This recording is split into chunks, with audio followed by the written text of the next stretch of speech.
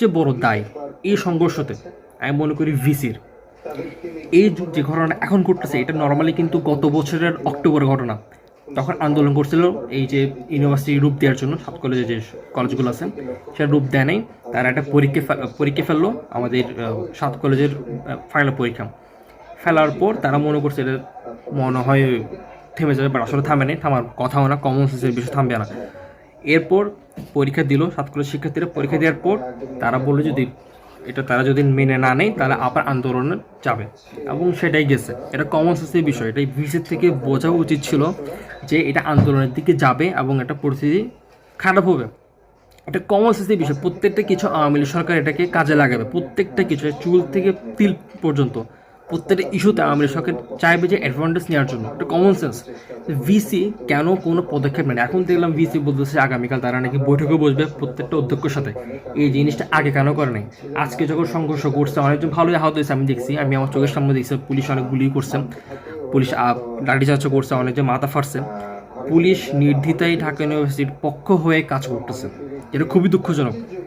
এবং এটা পুরো দায় ভিসিকে নিতে হবে, কারণ ভিসি কোনো দায়িত্ব নেয়নি, কোনো কাজও করে নেই যেটা আসলে গ্রহণযোগ্য হবে। আরেকটা মোস্ট ইম্পর্টেন্ট কথা, যখন আমি দেখলাম যে প্রো ভিসির কাছে ক্ষমা চাইতে বলছে, নর্মালি ক্ষমা আমি জানি না আসলে কী ছিল। যদি কোনো কাজ এমন করে থাকে তাহলে একটা ক্ষমা চাওয়া তো মহৎ গুণ, বা এটা ক্ষমা চাইলে ছোটো হয়ে যাচ্ছে না। নর্মালি এটা বলতে পারে যে হ্যাঁ আমার আসলে ভুল হয়েছে, আমি বুঝতে পারিনি, আমি এটার জন্য দুঃখ প্রকাশ করছি, শেষ কথাটা ভাই, সিম্পল একটা জিনিস। এটার জন্য আজকে এত লম্বা একটা কাহিনী করলো। বিসির ক্ষমা চায়নি, ক্ষমা না চাওয়ার কারণে কী করছে, আমাদের ছাত্র যে পোলাপানটা কী করছে, ঢাকা ইউনিভার্সিটি ওখানে ক্যাম্পাসে যাচ্ছিল, এরপর দিকে পুলিশ আটকেছে। এরপর দিকে যে ওখান থেকে আমার ঢাবির ভাইরা কী করছে, লাঠি নিয়ে আসছে মারার জন্য। হোয়াট দ্য হেল ভাই, তুমি লাঠি দিয়ে মারতে কেন আসছো? এটা কি সন্ত্রাসী বাহিনী?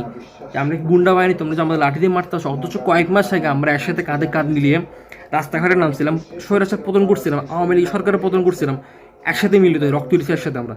আর আজকে আমরা কয়েক মাসের ব্যবধানে আমরা এক অপরের শত্রু হয়ে গেছি, জাস্ট বিকজ অফ ছোটো একটা এই ইস্যু নিয়ে, যেটাকে আমরা এত ল্যান্ডি করছি, এত কিছু আমরা ঝামেলা করছি এই ছোটো একটা কারণ নিয়ে। আওয়ামী লীগ তুলে চাইছিল না আমাদেরকে আলাদা করার জন্য, এবং কংগ্রেস ভাই ওইটাই তো আসলে হয়েছে। এসব পলিটিক্যাল গেম যদি আমরা এখন বুঝতে না পারি তাহলে এটা আসলে আমরা কোনো কিছু সফল হবো না সামনে। এবং আমি স্বরাষ্ট্র উপদেষ্টা, আমি মনে করি আসলে মানে থার্ড ক্লাস একটা উপদেষ্টা হয়েছে। তিনি আসলে এই যে আজকে 5-6 মাস হইল উনি একটা দেশের আইন শৃঙ্খলা নিয়ন্ত্রণ করতে পারতেছে না। এটা খুবই দুঃখজনক। এখন পর্যন্ত মানে অনেক বড় অপরাধী কাটতে পারতেছে না, ধরতে পারতেছে না। আর এইসব নর্মাল একটা বিষয় ছাত্রদের এটা হ্যান্ডেল করতে পারতেছে না। মানে যত ষড়যন্ত্র থাকুক ভাই, অ্যাটলিস্ট এইসব জিনিস সামলানোর জন্য ক্যাপাসিটি